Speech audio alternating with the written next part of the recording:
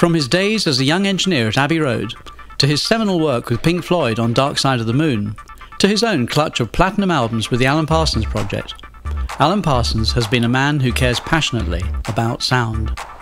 In theory, recording has become available to anyone with an idea and a laptop.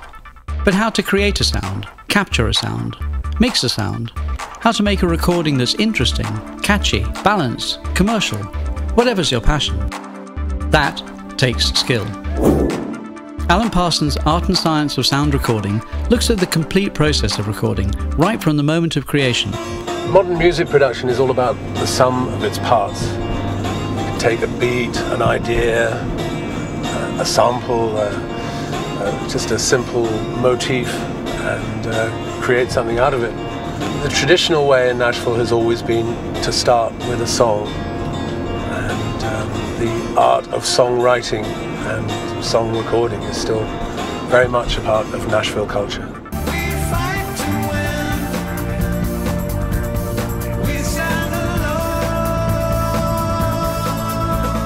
There are very few in the U.S. This is a fantastic microphone.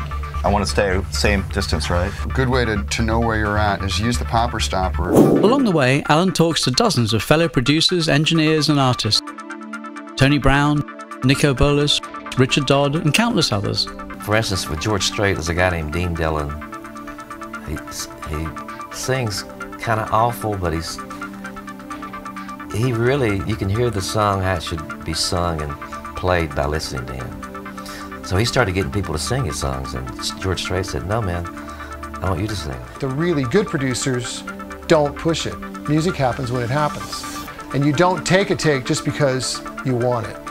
You know, I really want to get a master today, so we're going to just beat this into the ground. No, the really smart guys are the ones that say, let's go to dinner. For most of her records, a Telefunken 251, and in particular, serial number 584, this microphone was built for Martina. There's no question about it. She sounds perfect on this microphone. I'm not allowed really too close to the gear because I have an electromagnetic field that Gina can testify to this.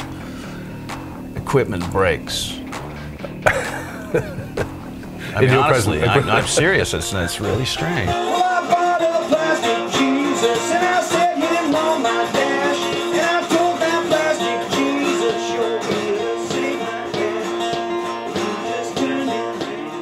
What it should all be about is like whoever's involved getting together and kind of looking squarely each other in the eye and going, what the do we do?